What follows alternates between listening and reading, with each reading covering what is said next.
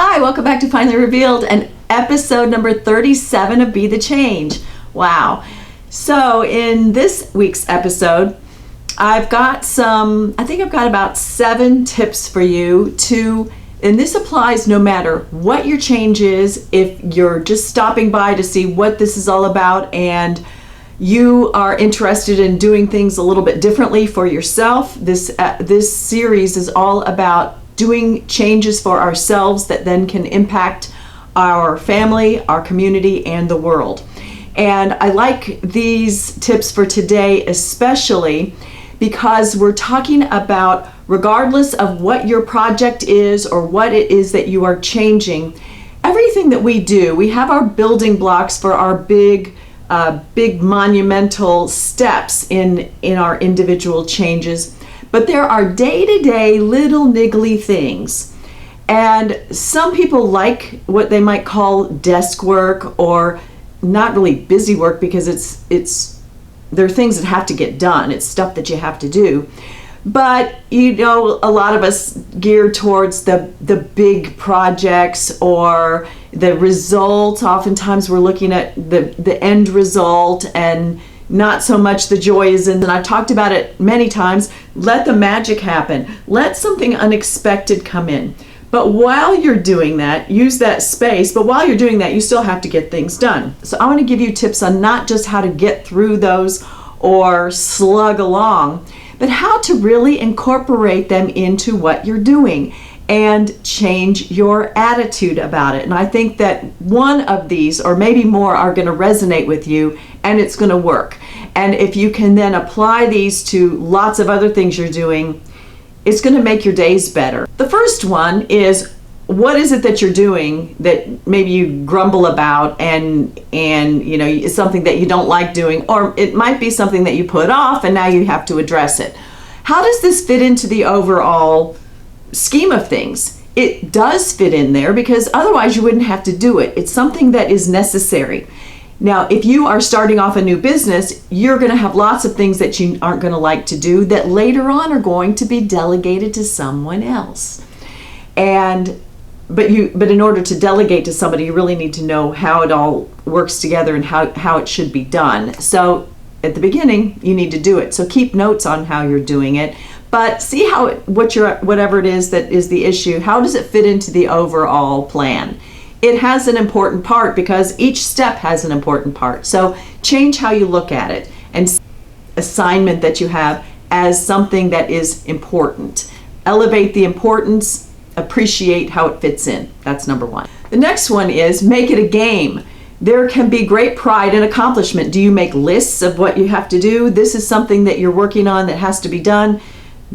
Put it first on your list if you can, and give it a big check mark or cross through it when it's finished, and use it as a stepping stone to the things that are more enjoyable. But again, it has to be done, so dive in, do it, and then be proud of yourself. Don't let it linger. Get it over with. Number 3 is recognize that you're sometimes stressing over some of these little niggly things unnecessarily. So appreciate the fact that if you do it, you're not going to have the stress dragging around with you. Number 4 relates to getting for help.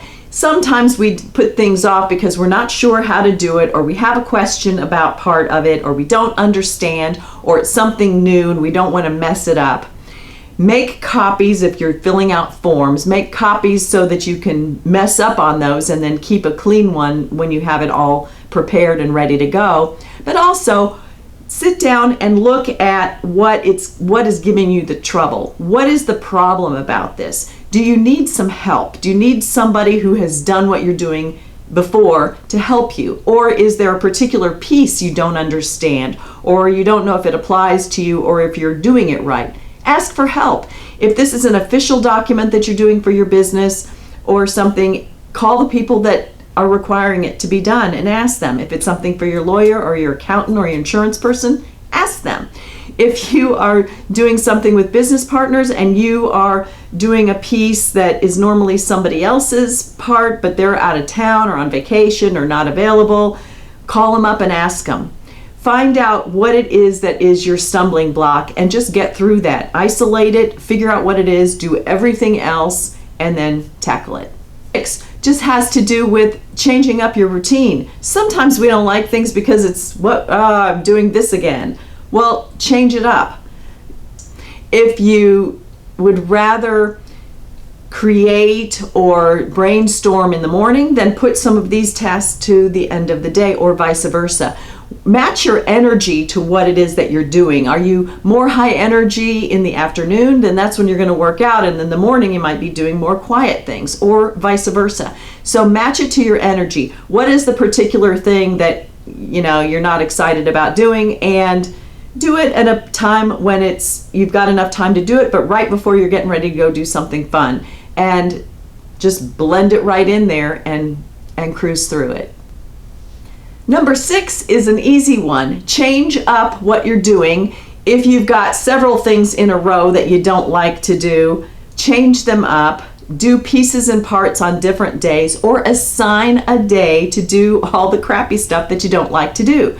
Put it on the calendar, and make the rest of your week easier by doing the things that you're not excited about doing all right together, and just plow them off. Talk about checking off the list. That will be a huge thing to check off, and it will give you a lot of momentum.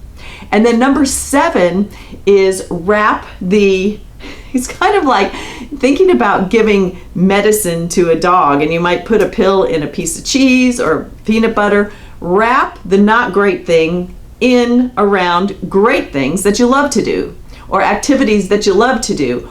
Or if you are doing some fun things and you're going to be that make you in a good mood, then do it right after, so that good mood translates and covers up what you're doing, and it's not a big deal. You want to take away the stigma. And if you're assigning a feeling or a bad attitude to something, you really just get rid of that and see it for what it is. Appreciate it. It's something that needs to be done. Put it at a time when it's good energy. Wrap it around something, near something that you like to do better. If there's a true stumbling block, address it. Figure out what the problem is. Get some help. So hopefully this will help you change your attitude around things that you're not excited about. Make yourself excited about. They're important. You wouldn't be doing them if they didn't have something to do with what your overall project was.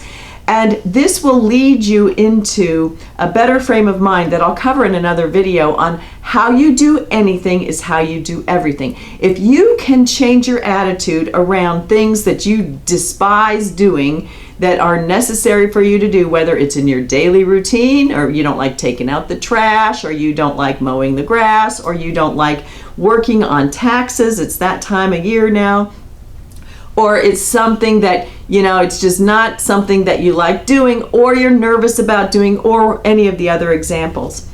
Change your attitude. Do it with intention. This is something that needs to get done. I can do this. I'm going to plow through this, and look at all these other things that I have that to look forward to in the rest of my day. I get to do this because I'm working on this change, and it's really going to make a difference for me, my family, and who knows who else. So I hope this was helpful. If it was, give me a thumbs up. Leave any comments or questions below. Subscribe to see the other videos, and come back and see me next time. Thanks for watching.